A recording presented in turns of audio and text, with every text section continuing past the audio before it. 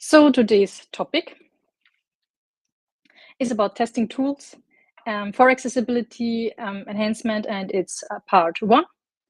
I would like to introduce you to some testing tools that you can use to test your websites while coding and while in the production phase. And on accessibility, and who do I mean by you?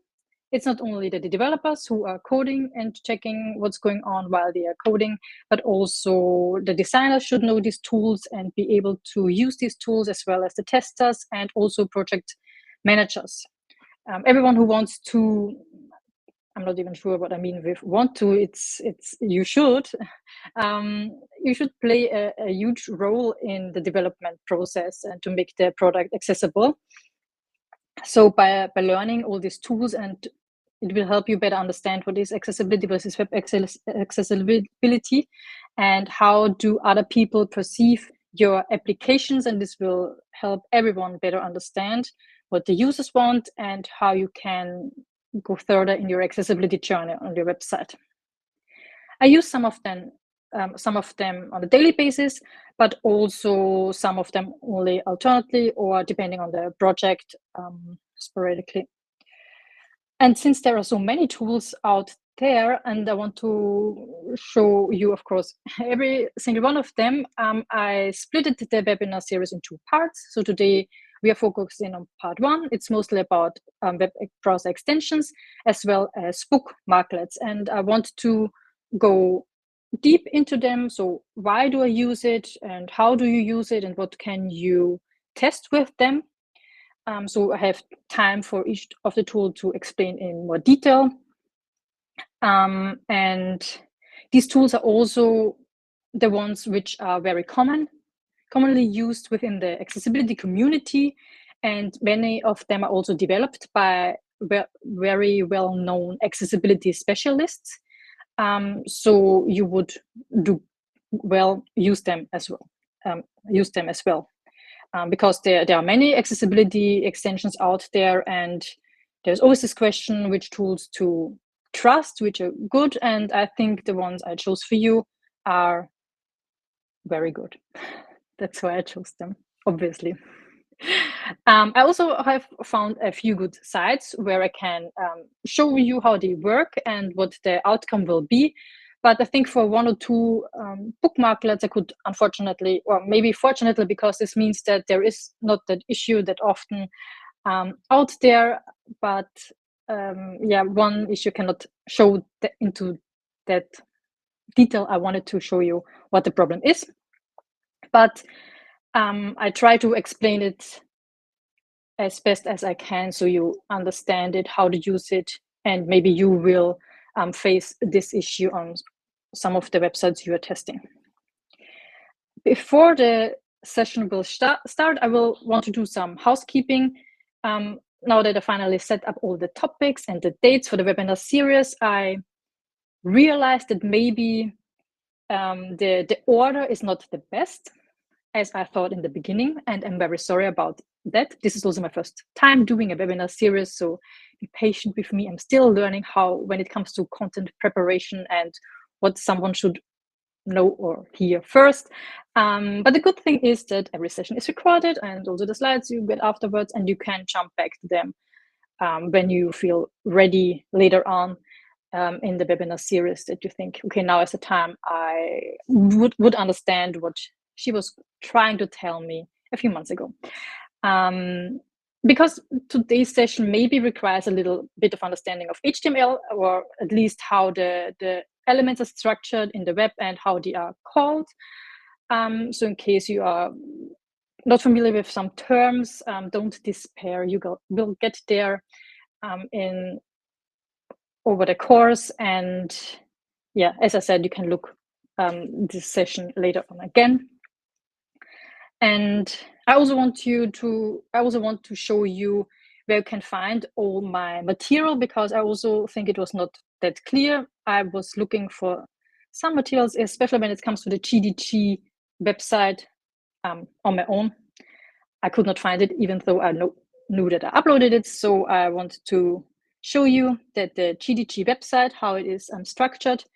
This is the official when you go to the GDG Vienna. And this is today's session. So of course there's no material on it, but for the last session, we can go to past events. This will bring you to the section past events. This won't be the get starting with designing for web accessibility. And in the beginning, there's the instruction, the same as you signed up for it. And you have to scroll down and down, down. And then you finally get the YouTube video embedded, or can watch it on YouTube directly. It's on my private YouTube. And also the slides are embedded here. You have also the possibility to look up all the previous sessions and recording and slides on my website, Accessibility First. You can find, first of all, the GDG Vienna community page again, which I already just showed you, and the Google Drive resource folder. I really hope you have access to the folder. It should look like this when you click on the link, and I will update it time after session with my slides. And here are all the topics also listed. You can register for each one of them, so the links are already updated. And when I also uploaded the slides and the recordings, you can find them here as well. So whatever is more convenient for you, you can check out these 3 resources.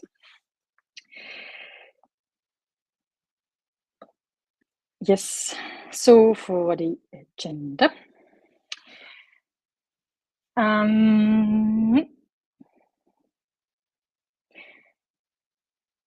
If some links are not working, please tell me.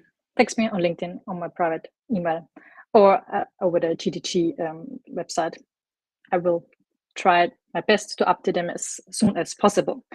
So for today's session about testing tools, as I mentioned, if you want to include, if you have to, you should include testing as soon as possible.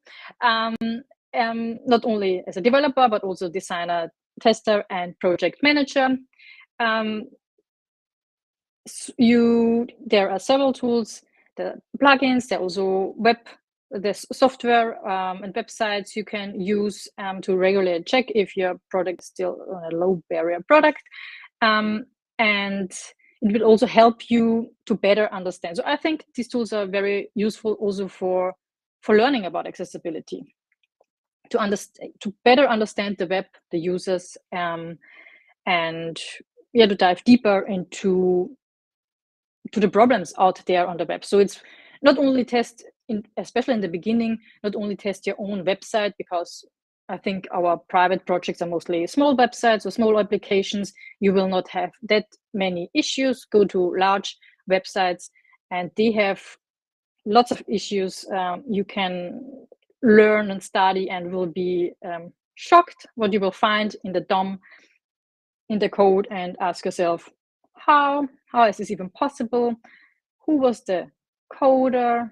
How does this code even made it to being merged? Things like this. We have to live with it. But the good thing is, we who wants to get better in development and in designing and in testing and also improve the web, make it more accessible, we can learn from the other people's mistake. Always see the good thing. Yes. So we will talk about extension and bookmarklets in today's session, and software and automated testing tools in the next session in March. These tools are covering color contrast or also link contrast, headingsMap or landmarks or web developer tools with various features we can test with. And we will start with the browser extensions. Extensions is a small software or module that adds extra feature and functionality to a web browser. So Chrome or Firefox or Safari. I'm currently in the Chrome browser. Yeah, I'm in the Chrome environment, so all the tools I'm mentioning today are available in the Chrome environment, but I think most of them are also in Firefox. I'm not sure about Safari. Barely use Safari, but Chrome and Firefox, you will be safe. And when it comes to extension, you load it down in the over the extension part here. You can look it up there, and the good thing is you can pin it to your toolbar and have them handy. So you only have to click on this, and it already works without opening the extension and go to all the list what other extensions you have. Yep. So the 5 browser extensions we are going to talk about are the web developer. This would be this one, the WCAG color contrast checker, the landmarks, the headingsMap, and Tably. Funny enough, last week Tably was banned from Chrome, and I thought, oh no, I cannot show you to you because this tool is really good. So I used it very often, and I was shocked that this was banned from Chrome. But I think there was only some kind of misunderstanding or not an update or something, because when I checked yesterday, it was online again, and I could install it again, and now I can show it to you. It's a really good extension. Starting with the web developer tools, I know that people, development tools, use it a lot. I personally use only a few things from it. And I did not, yeah, okay, now we have to work with it. So I do not use it that much, but what you can do is, for example, which I really love, disable all styles. So there are different parts which you can check how the website would be perceived if some of these are not working. Let's say the CSS style sheet is not loaded because you made a mistake in coding, or net connection is slow. Different reasons, and CSS is not loaded, and you have to look on a website without styles. Maybe it was normal in the 80s or 90s. I don't know. I did not use the internet back then, but maybe it was. And I think you can see that it's kind of good structured, even though we do not have styles enabled. And what I mostly like about it is, especially when it comes to images, because many developers, and I don't know why, do not understand when you implement an image with HTML, there are 3 attributes you should always use. You must use these are just, this is how you create an image element in HTML. You use the alt attribute, obviously, and you use width and height, because when you don't set it, it can take enormous space, the whole image. I think this case it's okay, but sometimes this takes over the whole site because they did not set width or height within the HTML element. And now you know why this is important. You can always adjust it in CSS if you want to make it. We have to do it, of course, when you make it responsive, then it's larger on the website, on smaller on the mobile version. That's why we use it in CSS, but there should be a default value the image width and height fall back to, because of this reason, for example, when there's something wrong with the style sheet. You could also check for the styling, the inline styles, to disable them. I know that there are some projects, or many projects actually, who do not want to have inline styles, so that every style is collected in the CSS style sheet. So you could check it. I think there was nothing changed when I used it, so I cannot show you how it works in this particular setup, but this would be a great opportunity to check if someone uses inline styles and to avoid it, and to store all your styles in the CSS style sheet. Most of the other things I barely use, but I would suggest that you go through them, and maybe they help you with your project or application, and you find them useful for yourself. There are also a lot of things with forms. I personally do not work with forms that much, so especially not in my personal project. So I also do not work with them. But I think it comes in handy, for example, displaying the password, or also enabling auto-completion of if this is working correctly, if it should, because people, for accessibility reasons, we should enable the auto-completion. It makes it easier to not rewrite it again and again, like your name and your telephone number or your email, and have the auto-completion option available. So also check these kind of things. We do have cookies. This is, I think, a good thing, because sometimes when you test a website, there are differences when you have, or you have to, of course, test also the cookies. And when you already checked the cookies, or accepted or didn't accept it, then it will not appear again. And then you maybe forget that you also have to test a website when a person comes for the first time on your website and face the cookie issue, I would say, because with models there's always an issue. And you can now delete the cookies only with one click, and the cookies will appear again. So now it would make it easier for you to test how the model works, if it's perceivable,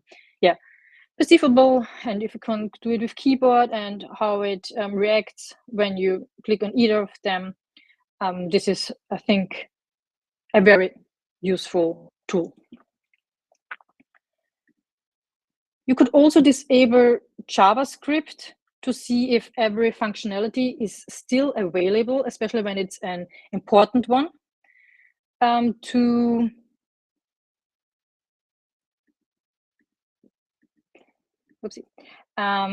If it's an important one, to interact with the application. So if it's important that the user uses JavaScript to get the information they want to, then of course the website should also work in case something is wrong with JavaScript. And in the beginning, when we go to the site, you see there is a loader.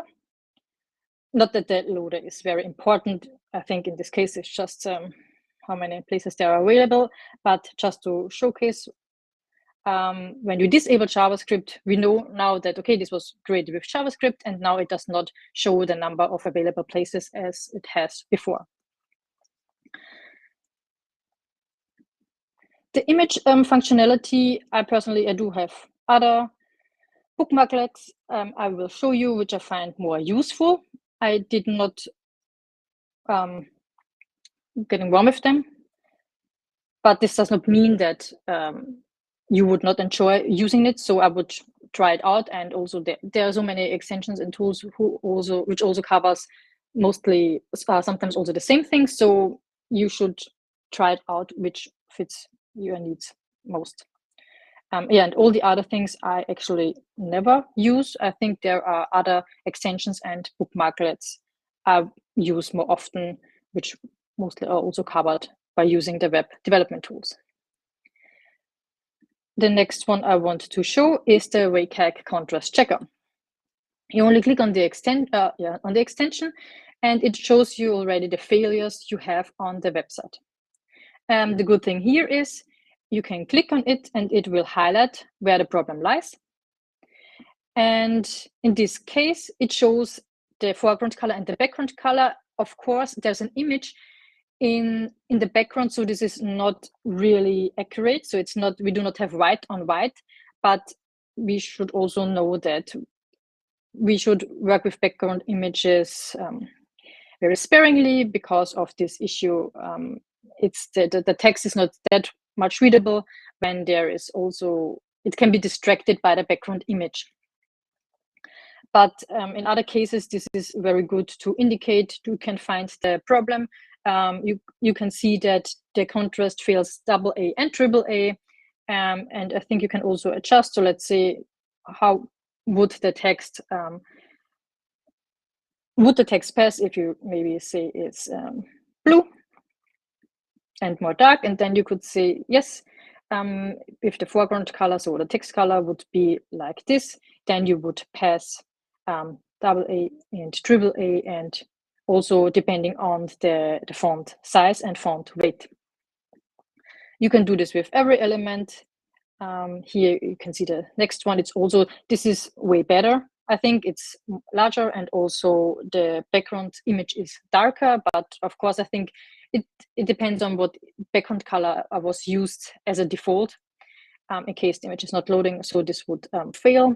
And when we go to something which works, and sometimes I do not see it because the highlight is in red, and on orange it's hard to see the outline, but it's this one, and we see that we passed it only because it's a large text size, and we pass AA, not AAA. And what would be really great is, of course, we want to achieve the best out there using a very dark gray. In this case, it's the links over there, and we can see that it passes both AA and AAA in every aspect. And another good feature with the WCAG contrast checker is that you can use filters and test for different color. I forgot the name. I mean, if you have a color blindness, yeah, sorry. This is for Protanopia, is I think for red, and Deuteranopia, and I cannot spell it, is for green, and the Tritanopia is for blue blindness or anomaly or blindness, and also when you cannot perceive color at all. And it's handy because you can check how would the website be perceived with people with this kind of color blindness, and if it's still everything is readable. So the color changes. I think here it's a problem, but I think the problem was there before already because it was yellow, and yellow, I think yellow never passes. There's no yellow you can use that passes color contrast, I think. When you have it in white text. With black text, yes, but never with white. Yeah, Protanopia, let's try it with the green, then it's a bit darker. Still perceivable as the original one, and with the blue one, it's very interesting color, red and this turquoise. And also when we cannot perceive color at all, and it's gray, white and gray, and it's still, everything is very readable.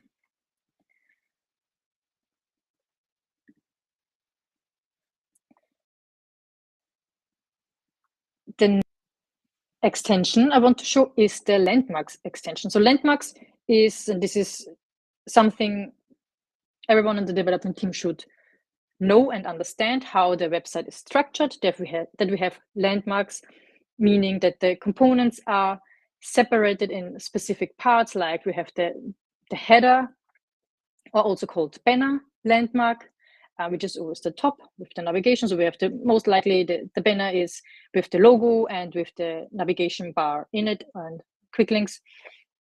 Then we have the navigation landmark. It's still a landmark. It can be inside the banner landmark, but it can also stand on its own. And then we have the main landmark, which is the main content, which would be everything until maybe here, I guess. And then there would be a footer or content info landmark, which are most likely the links and copyright and stuff like this is stored there. Sometimes there's also an aside, meaning you have here the main content, and then you have something, a component on the side, which contains the quick links, for example, and then this would be the landmark called aside, or complement, I think, when it comes to the rules. Yeah, could be possible. And now this website should be structured like this, but unfortunately not everyone understands the structure, or thinks it's not important. So we can check if these landmarks are available, and you already can see by clicking on the link, it's on the extension, it shows already what landmarks are available. And if you want to see where it starts and ends, you can also click on it, and then it will become, that outline appears all over the landmarks. So we have the navigation. It also says, can I close it? Yeah, the navigation.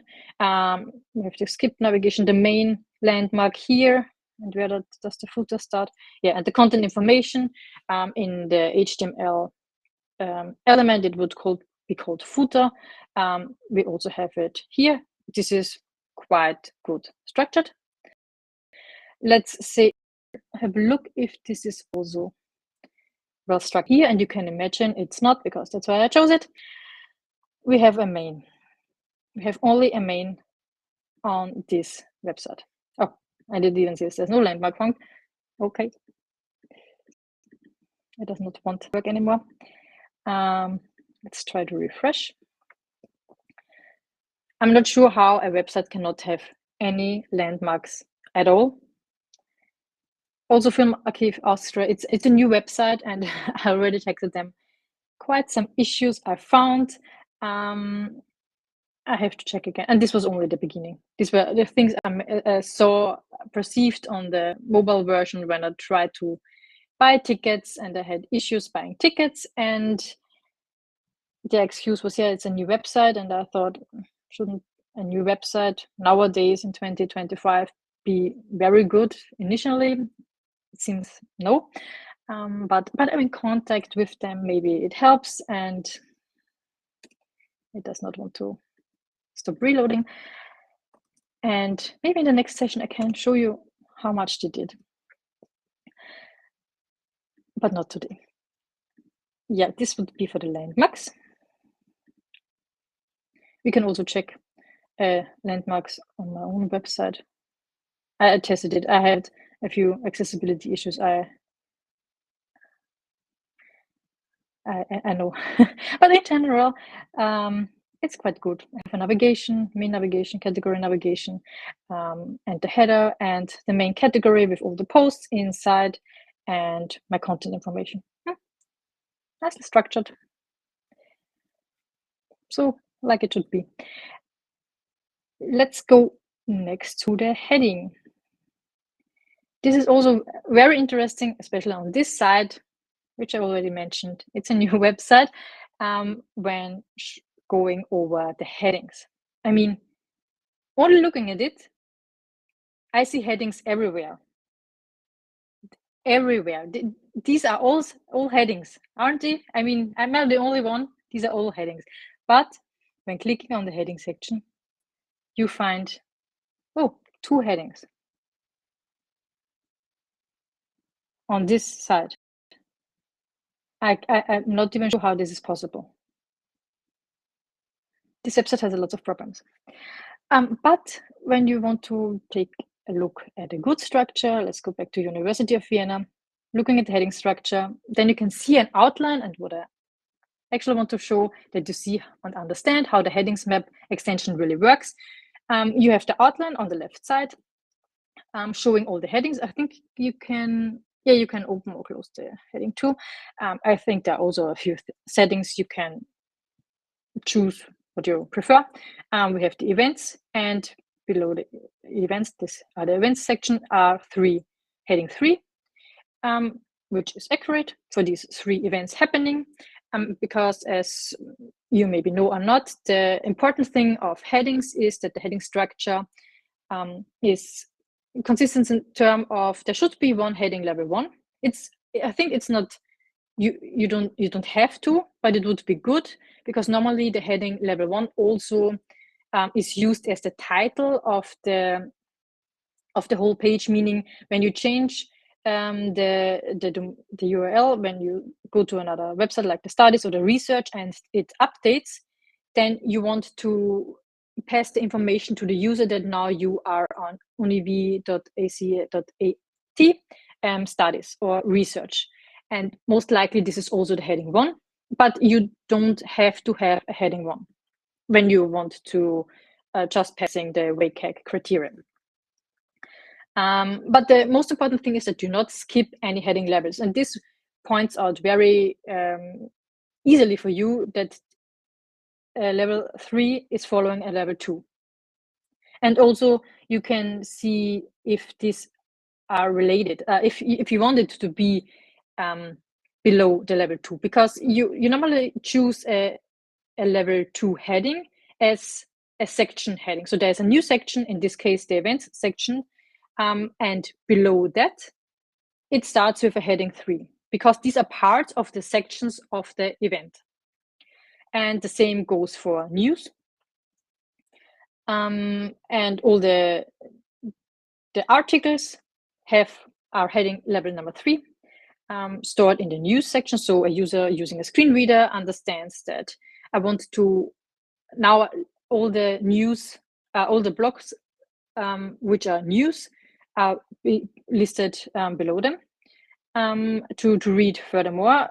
Interesting is, of course, that they also chose to take it to have a level 3 heading on only the number. So this is not good, because this would be when a screen reader user navigates only per heading. Is all what they understand, 9,000, and they think, okay, 1,000, I do not understand. I think the main problem here is, or what they thought they are doing here, is that they decided to divide these two things, the 9,000 and the grades in the academic year 2023, because of the styling. But this is not necessary. You can style it. You can keep all the content inside the H3 and use a span to style the text below differently, and it still be inside the H3. Because now you do not have enough information what this should be about. So this is not well used.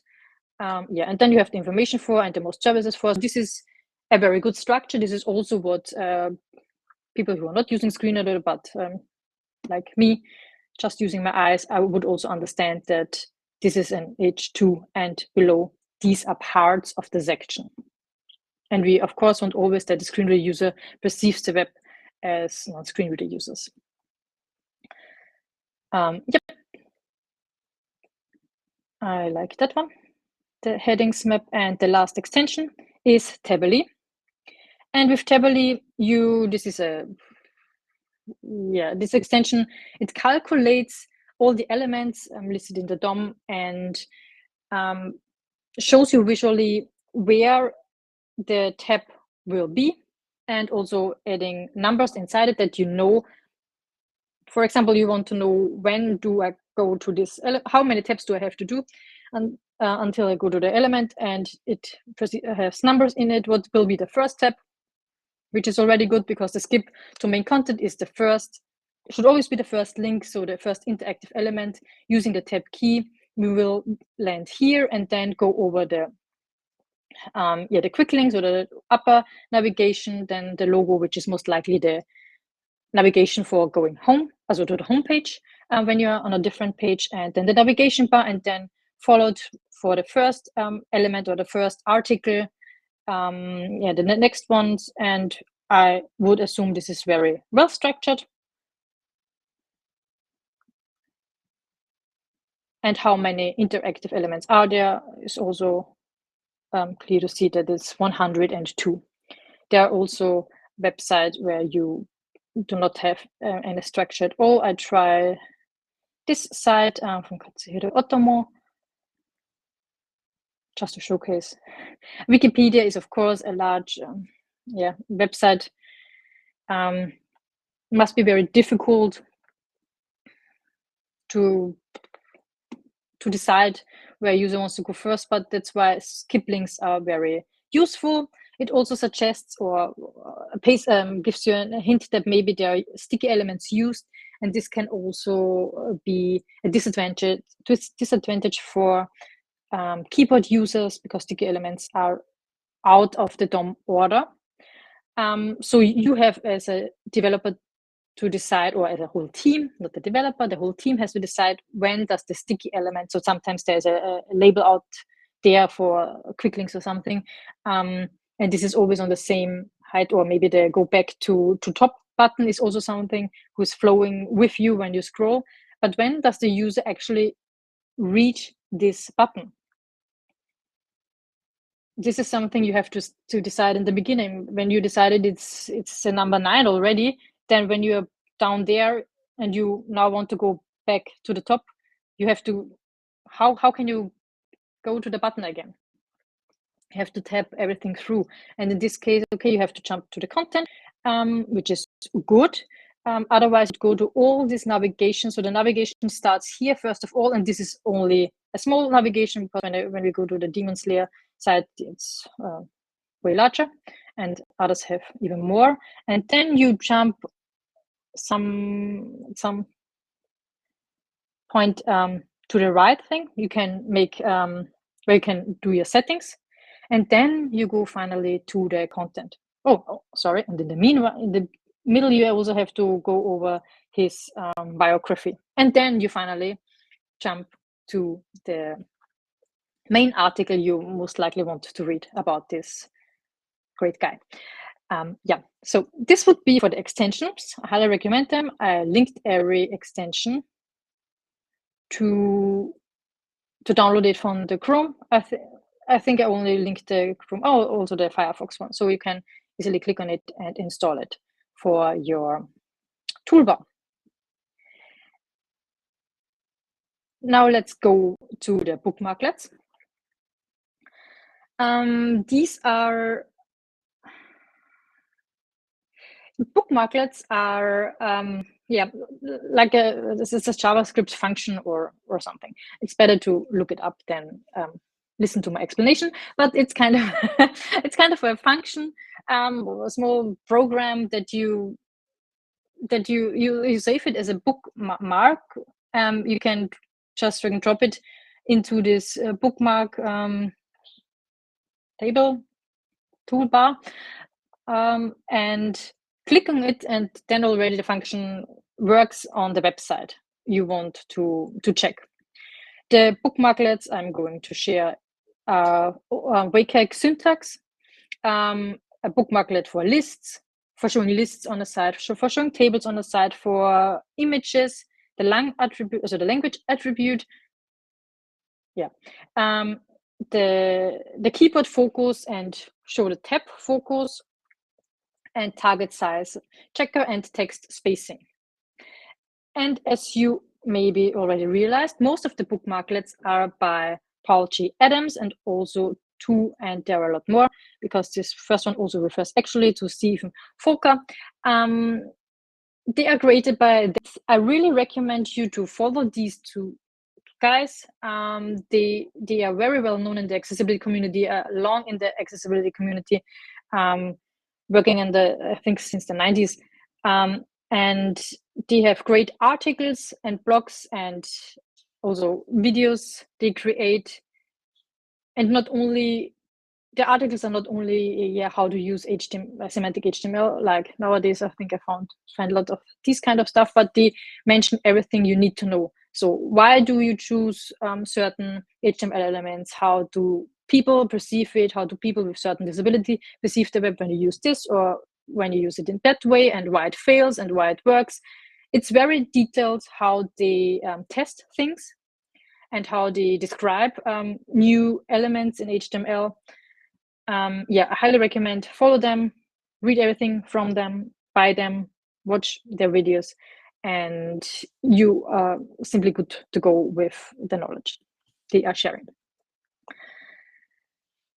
For the first one I am going to show, I will choose the list, but I forgot which side I wanted to show with the list. Oh no, maybe there was no, there wasn't. Okay, bad for me. Then I start with the first one, the Parsing Bookmarklet. This is a description. This is not the bookmarklet itself, but a description how to use the bookmarklet and how to test it.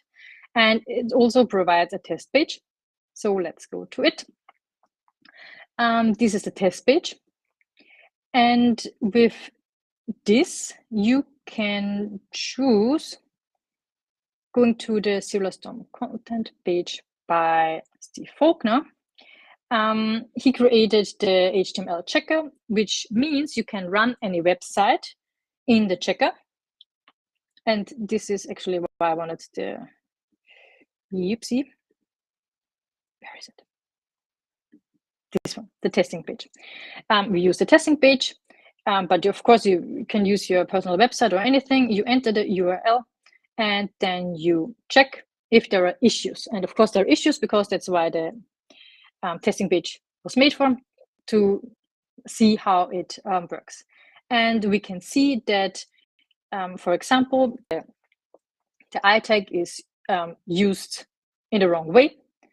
It shows the parsing errors. Yeah, parsing errors. It's one of the newer things, I think, for the robust principle. So the principle, I mean, there are the poor principles. A website has to be perceivable, the P, and operable, the O, and the U is for understandable, and it has to be robust. And parsing error is the number 4.1 or something, and it tells you that you have to use HTML in a proper way, meaning when there is a starting tag, then you also have to use the end tag correctly, so it will be parsed and perceived by everyone, but especially also for screen reader users in the correct way. If you forget an end tag, there can be problems on that it's not announced properly. Also, browsers nowadays, or browsers in general, of course, try to fix these problems on their own when there is a problem. So sometimes you do not see in the beginning that you missed a tag. Otherwise, when it's obvious, then I guess you wouldn't make the mistake. So browsers already take care of this some kind of way, but for screen readers, then it's not that easy. And you could see that you have errors in also how the button element, or maybe also an error like you used duplicated IDs. It's not possible to use the same ID for any element. So there's only one ID. It has to be, I also forget this word, but unique. Yeah, it has to be unique. And this shows you that you did use the ID here, and also on the H1 element, and another P element, and another H1 element. So this is a failure of the parsing, because IDs are mostly used for combining them, or like with array labels. So when there's an ID used several times, then maybe later on when you use an array label by, which should be described from a heading with this ID, or the element with this ID, then it does not know which one element it is, because there are 3 elements with the same ID. That's why it's important that IDs are always unique.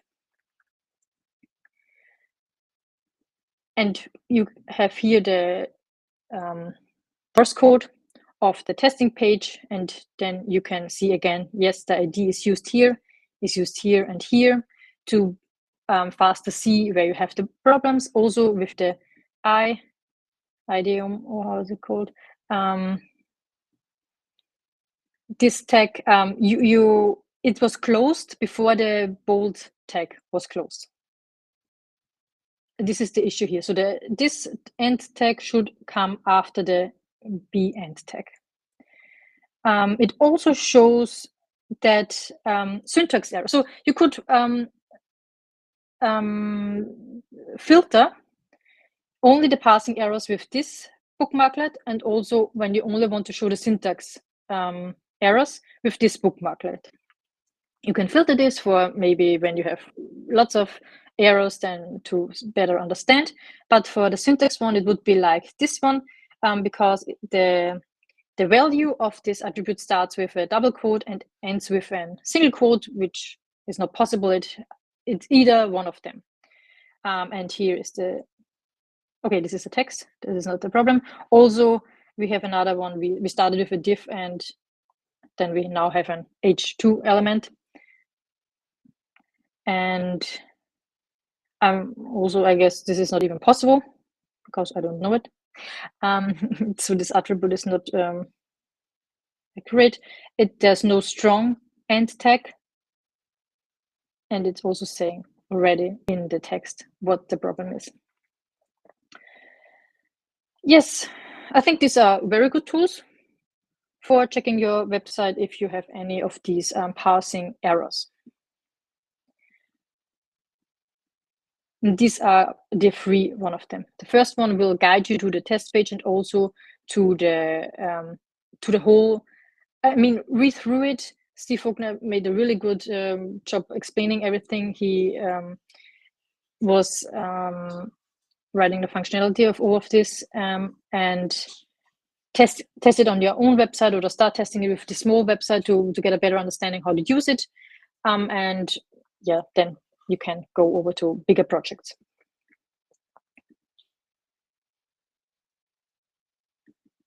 And this one, yes. So the next one would be, yeah, still the problem with the list. I thought I have a list somewhere. This is the list element is something you can use to let's try it here. Yeah, of course. In the navigation, of course, you use it in navigation, for example, because you list several navigation items, and you should store them inside a list. And here you can see that I have used it, but there are also often websites where you think maybe it's a bullet point list, like let's say something, so food receipt, that you are sure this is a list, coded as a list, as it should be, and you simply click to the list bookmarklet, and then you will realize that, of course, it not was created as a list, but now you know and how to fix it. And of course, in the footer, also all these links are stored inside a list element. So it's easy for you to check if the correct HTML elements are used when creating the navigation links. You also have to refresh if you want to make it disappear. The tables bookmarklet, I think that's why or not. Do I have a table somewhere? Of course not. Yep. Then I do not have a great example for this one. This could be a table. There are no tables found. Yeah, not necessarily a table. Going over to the image bookmarklet. I will show two different sites for the image bookmarklet because I think they show it very well. Clicking on it, you see, because there comes this small icon and text, that it says an image with an X and no alt, standing for no alternative text. But I think when you are new to the extension, I would not necessarily understand what does it mean no alt text is provided, or is also the alt attribute missing. But when checking the same on my website, then we see that I have a thumbs up and that the alt attribute is available, but no text. And then is still a question mark because maybe there should be an alt text. And going back to this one, so they do not have alt at any of these images. What could be the problem with this? I want to show shortly in the DOM how the code looks like. So they did not use any alt attribute at all. And as I mentioned previously, when it comes to creating an alt element, an image element, you have always use three attributes, which are height, width, and the alt attribute. So this has to be there even though it is empty. What could be a problem when you do not use the alt attribute? We would have to check it with the screen reader. When I go to the accessibility, to the accessibility tree to show how it may be perceived, we will not get that much information because it says there's no name in it, but most likely even it is stored in a link. So either the link or the image URL will be spoken. This is also depending on which screen reader you are using and in which browser you are using it. But most likely the screen reader user will hear HTTPS and colon and I'm not sure / image and so on. This is a very long URL. So they do not get any information out of it at all. And as you can imagine, going over the whole website with lots of images, this would be not a nice experience. Looking at accessibility first website, how does it look in here? So I do have an alt attribute, but it's empty. And it's okay that it's empty because there's actually no useful information on this image. I just use it for making it look, I don't know, cute or something, because the real information is in the heading anyways. And in the DOM, it can look differently. So depending on the browser, in this case, there only says alt, but of course I have coded it differently. And sometimes some browsers also show it differently as it is coded like this, but it doesn't difference. So when it's like written like this, or as it was previously only the alt attribute without the equal sign and the quotes, it still means that there is an alt attribute set, but it's empty. And with empty, it's also important that there's not even a space. So you have to do the quotes directly next to each other. And if you are unsure when you should use an empty alt text, or if you use some kind of text, then the W3C has this old decision tree, and you can go through it and read through, does the image contain text, for example, and if yes, then of course you need an alt attribute and make the text present in the alt attribute. And this helps you understand when to use it and also how to use alternative text. Also suggest when you have to use an empty alt attribute, as I showed you currently, meaning there is no content inside, but you still add the alt attribute. And when you have to provide text to convey the meaning of the image or what the image is describing. With the lang attribute, when we have websites like this coded in English, and sometimes we use for short words like this in Japanese, small parts which are in Japanese, you have to provide a long attribute only for this specific part in the specific language. And we can look at it, or we can test it if this is used with the long bookmarklet, clicking on it, and then you can see in an instant, yes, here it is used the Japanese lang attribute, and also for the Kimetsu no Yabai, right? Because everyone can read this, not only the ones who understand Japanese. You know that it used the Japanese Latin format as well as the shonen. This helps the screen reader pronounce it in a proper way, and as it would be spoken by a Japanese person and not sometimes as we speak words from different languages. So this is used as it should be. And you can check if you have a long site and you know there are many different words used in one side, just one click and you can see if the lang attribute is used or not.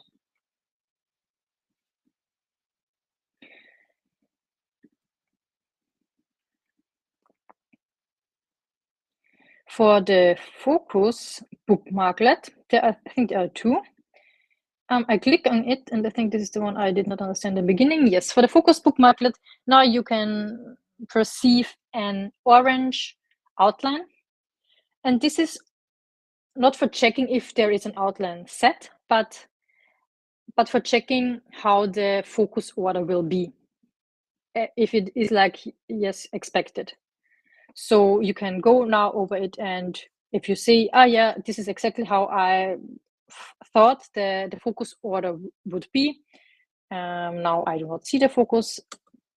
I think it was the image. There's something weird going on with the image and then with the heading inside, but in general, you can follow the structure and quickly check if the focus order is as you expect it to be with this orange outline.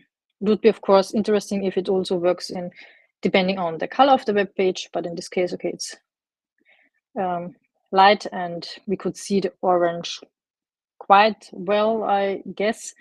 An outline only has to be 3:1 in color contrast ratio. Of course, aim higher. Yeah, quick check for focus. Show tab focus is, I think, the same thing. Now that was red.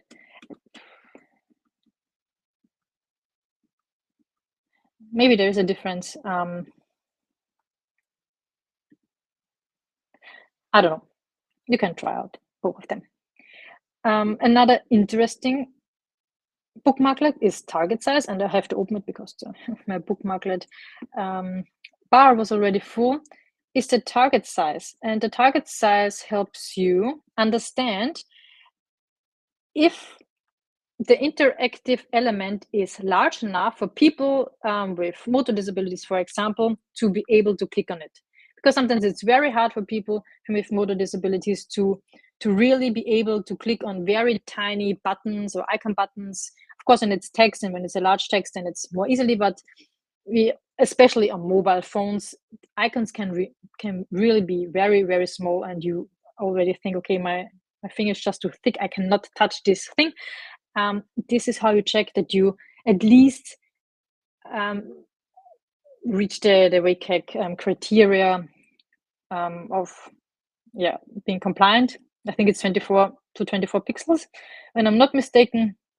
You click on it, and it says, oh yeah, of course. So first of all, that it's not overlapping something, so that a button and the link are maybe very close elements, and it depending on how precise you click it, it could affect the other element, which you don't want. But in this case, okay, all my interactive elements have the spaces large enough for each element. And yeah, so you can also see all the interactive elements I have on my side. And it already said that there's nothing overlapping and that these elements are also large enough for users to click on. Of course, most of the times interesting, because he is a bit smaller. Would be interesting if the color also says something about the how good it is. Maybe because it's now purple and not green anymore, it's not that large of an size as it should be, or maybe just a warning. Yeah, but helps you understand about the target size. Something I think it's mostly overseen that this is a crucial thing to think of when you design a website. And the last one is text spacing. And text spacing is mostly important for problems with. So text spacing has some how should I put it? There are four properties, values you have to implement when you test it, meaning that text in a paragraph, the text has to be 1.5 in line height. It also, a paragraph to the next paragraph has to be 2 times of the text size. So it's getting, the space is getting larger between the one paragraph to the another paragraph.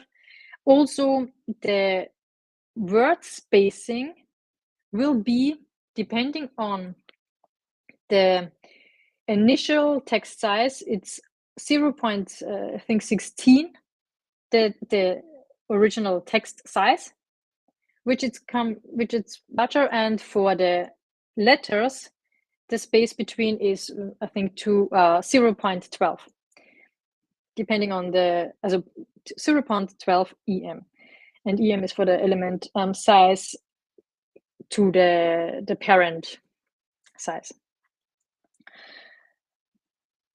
So as you see, this is getting larger and bigger, and this helps people with dyslexia, also with low vision, to better read your content. In this case, I could not find that good of an an example, actually. I think nothing starts to overlap. There was one part in here to maybe make it a bit more understandable what the problem is. Most of the times, here, for example, now it starts overlapping. And this has to do when people tend to use fixed heights on elements. A fixed height is something, I know we want it because, of course, especially when we have cards like this, we want it always to be the same height. And there's not so much text in it, so it's not that of a problem. But this text size, text spacing, bookmarklet tends then to overlap things when they have not enough space. Now they are getting larger and wider. So there's this kind of a small issue I found here, and I think because now they would maybe say, okay, we don't like that because it has not the same height anymore. And okay, visually maybe it's a problem, or of course I understand we wanted the same height, but it's more important that everyone can read it, and it's good that they did not set a fixed height on these elements so it does not overlap or be cut off. Make it usable for everyone. Was the one time again? No, I think yeah, okay. And now the number here is a bit cut off. Yeah. At work, so different examples. I mean, real problems where the card suddenly the text was over there and the card already was not that large. This is really this is hard to fix if you do not want the height not be the same height. It's really hard to make it. Yeah, how to decide if you stick to the design or if you want to be for sure it has always the same height, because it's not like that you could easily change it, like, okay, when someone uses this bookmarklet, then do not use the fixed height. So I think this is barely possible. You have to decide actually from the initially that you do not set the fixed height. This means that when you start resizing the browser, then it starts looking different every card, and yeah, you don't want that, but just do it. Give up the fixed height, make it accessible. Yes, unfortunately, I could not. I could show the list, but the tables I could not show because you would need something with a table. Meaning that when you use the bookmarklets, yeah, there's no table found here, and you have a table in it, then it would show if the table is correct, is coded correctly. Maybe we have, so there is a list from all the bookmarklets created by our friend Paul. He has even created more bookmarklets in here. We can demo page. Nice. True, the demo page. So he has a he has a table integrated in here. Now let's use the table bookmarklet, and you can see that the tables are used. This is a table header. This is a table data, as we expected. If it's a close and an end, a start and an end tag. Also in this we have a caption, or what attributes is used inside the table, that it has a scope for the column, that's why it goes down, and meaning that these columns are only also everyone is related. My English. Every item in the column is related to the top heading of the table, and these are also headings for the row, and that's why they have the scope row. So when everything works out well, and tables, especially these type of attributes, are not that well supported by screen readers, unfortunately, currently at least. We hope, of course, it's getting better, that having this refresh, when you look at the table, then you see this is bold, so the top header is bold. Also the column header are bold, meaning that the content or the data has a connection for the first column as well as the column header. And the best case scenario would be if a screen reader user enters the table in this, it would be ABC and 2, C2. So I'm not able to count, but it's C3 or something.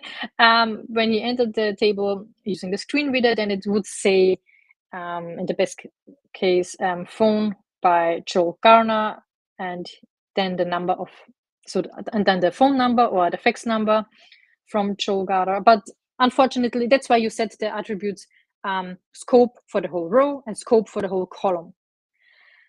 Does not work with every screen reader. So sometimes you go to this cell and then you only hear the number and you do not know the number from whom, for example.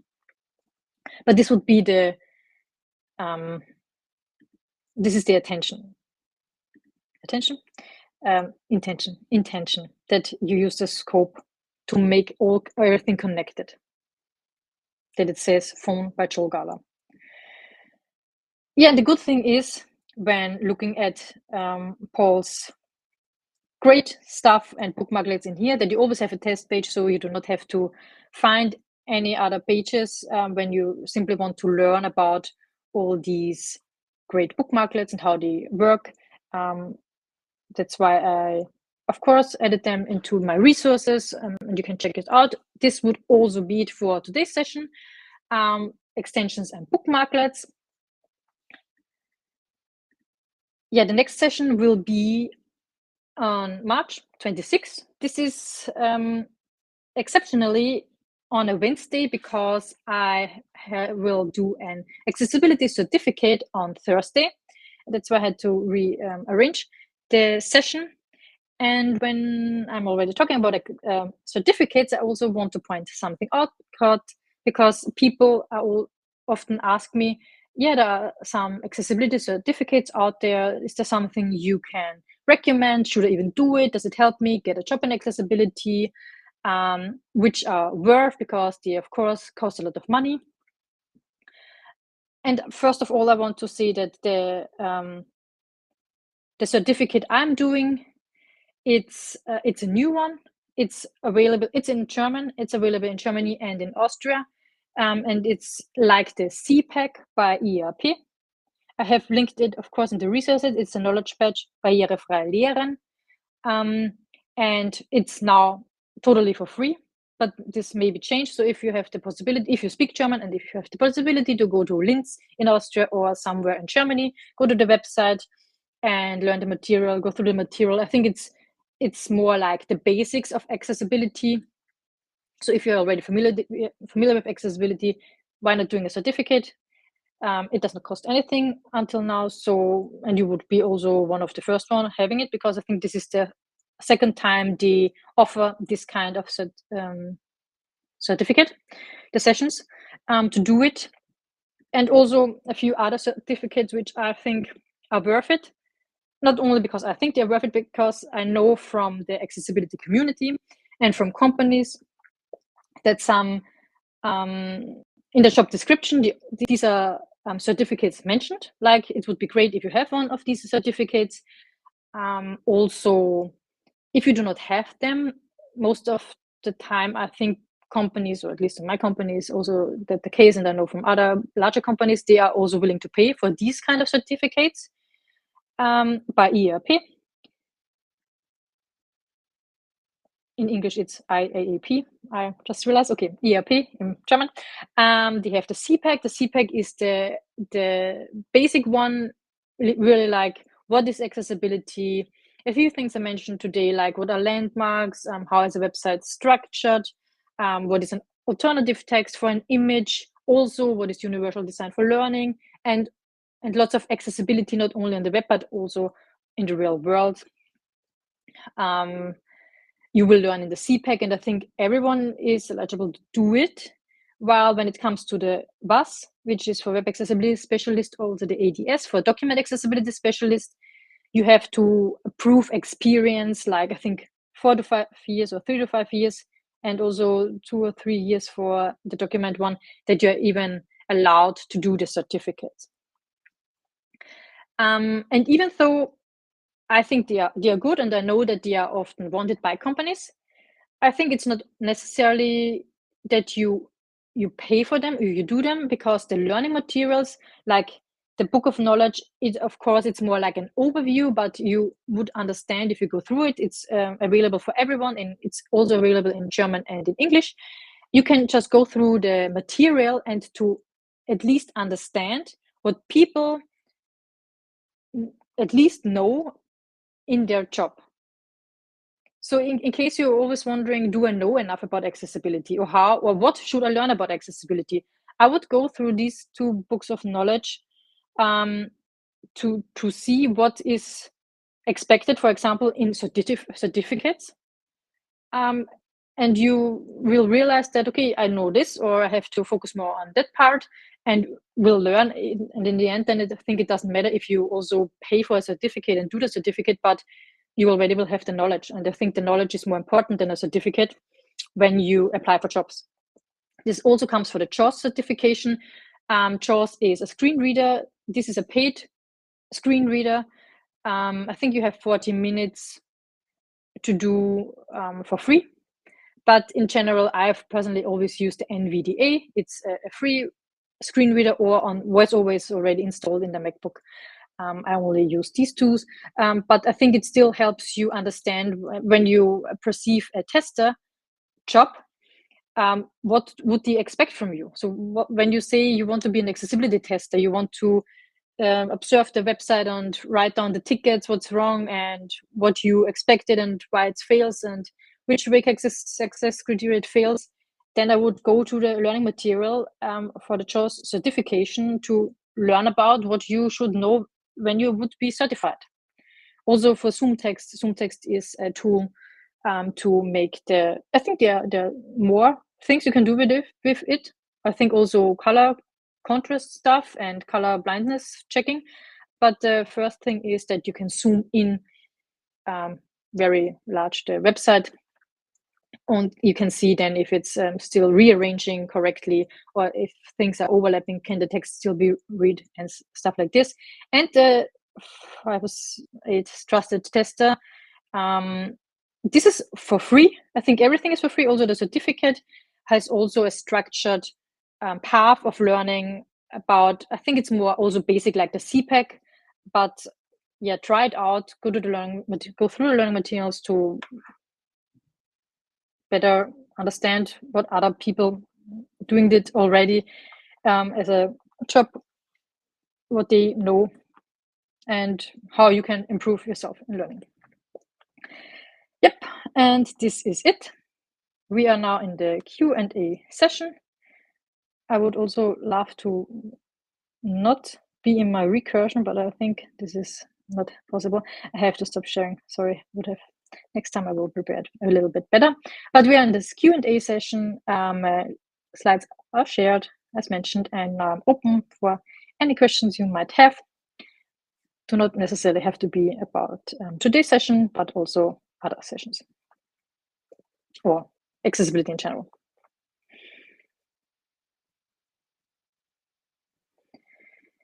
For PDFs, okay, we have the question if it's possible to check PDFs with these extensions. I did not try it out, but I don't think so. I think it's really, everything is related to the DOM, and a PDF is not in the DOM, so I don't think so.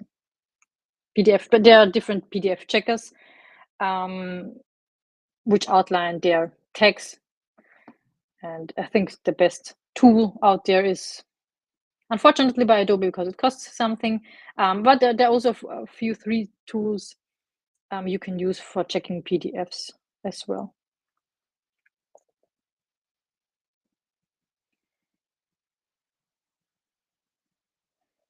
Another question is, why is it okay that there is no heading 1?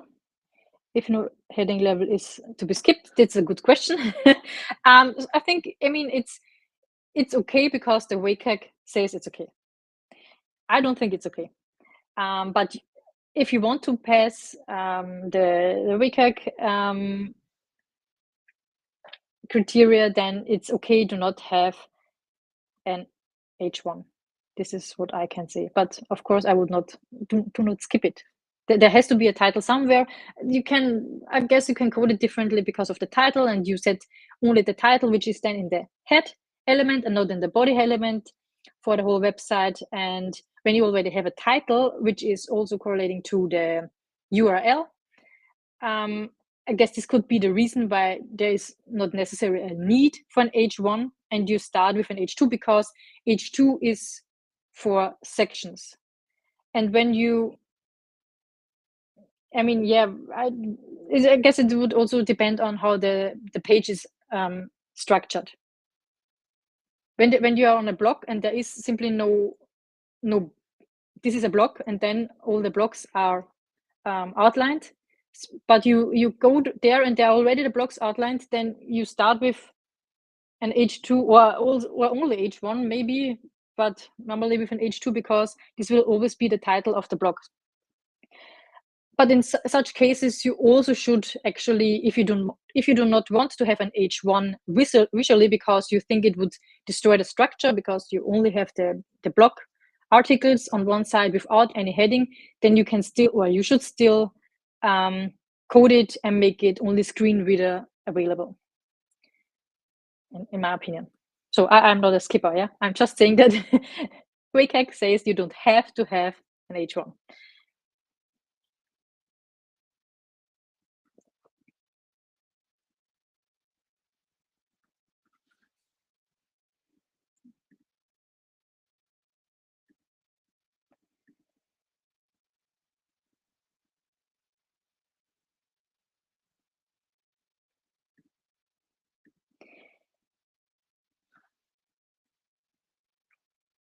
Yes, if there are no other questions for today's session or anything else related to accessibility, I'm looking forward to seeing you all on the next session in March for the second part, where I'm going to talk about automatic testing tools and also which resources and also why overlays and frameworks and all the tools who say we are accessible, you only have to use this tool and everything is accessible, do not work, and what's the problem with it and how you can check it and how you can also discuss it with your boss who may say, I want to use this tool anyways because they say they are accessible. Yep. Thank you for joining and see you next time. Bye.